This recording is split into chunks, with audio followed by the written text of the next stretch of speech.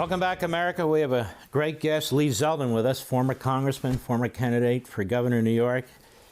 God knows New York would be a wonderful place if he'd been elected. But that said, Lee Zeldin, in the last 6 months, we have seen the explosion of anti-Semitism in our country, as if the Islamists who are backed by Hamas, Students for Justice in Palestine, all these efforts, the Marxists on college campuses, the faculty, imams all over the country, were kind of waiting for this moment. And there they are. Israel is brutally attacked. Its people are brutalized, monstrously brutalized.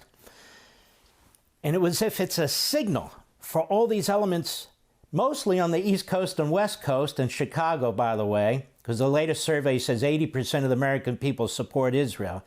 But 80% of our colleges, our media, and the Democrat Party leadership don't support Israel, do they? No, what we're seeing on the streets, we're seeing in schools, on college campuses, in the halls of Congress, you have all of these people who looked at October 7th as a rallying cry. They didn't get motivated to want to stand up and crush Hamas, but they were expressing long-held beliefs that are not just anti-Israel, a lot of just blatant anti-Semitic thoughts that have now been shown in a way that has intimidated the Jewish population here in our country.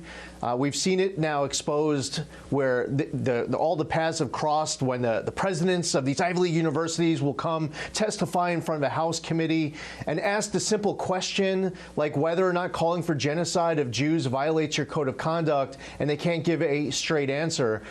I think that what we've now seen at this point, as November's election is closely approaching, is that the Democratic Party, instead of choosing to lead these elements of their party, they're being led by it. They care more about winning Michigan than saying and doing the right thing. And now people who have claimed to be lifelong friends of Israel are actively calling for the overthrow of the Israeli government while they are trying to respond to this existential threat to our country. So I see this getting worse, not better, here within our own country. And for the Jewish population here in the United States, it's something that we need to step up and speak out on. We need to singularly, emphatically, forcefully crush anti-Semitism in any form, because even if you are silent, you are elevating, empowering, and embracing it, even if you don't want to embrace it. So why did Joe Biden not raise it at the State of the Union speech? Why does Joe Biden not deal with it when he's confronted with the Islamists at these various events? In fact, he throws in with them. Why is Joe Biden funding terrorism in the Middle East through UNRWA with the Hamas, and funding billions into the PLO, despite the fact that they give pensions to terrorists who kill Israelis and Americans? Why is it that Biden has allowed over $100 billion to flow into the military coffers of Iran, which is selling oil to our enemy China? Why is it that Biden puts his foot on Netanyahu's throat and yet embraces all these horrific elements in our country and overseas? What the hell is wrong with this guy? We haven't forgotten that just weeks before October 7th, we had a release of billions of dollars to Iran on September 11th. Not September 12th or September 13th, but releasing billions of dollars to Iran on the anniversary of September 11, 2001 terrorist attacks.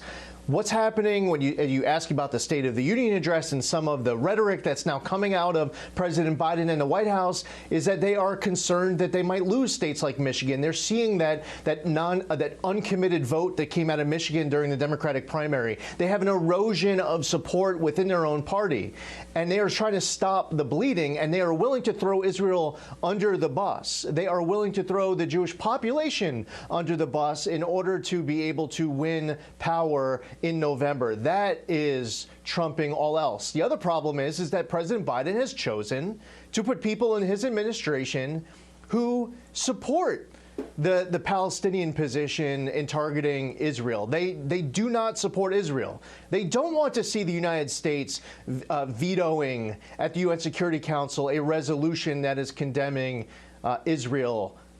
Israel has an existential threat. They have to crush Hamas. They need to eliminate this threat. And there are hostages right now. The idea that Israel is just going to unilaterally disarm and decide that they will sign up for a ceasefire while Hamas has pledged that they will not rest beyond their last breath in eliminating Israel off of the map. Israel has no choice.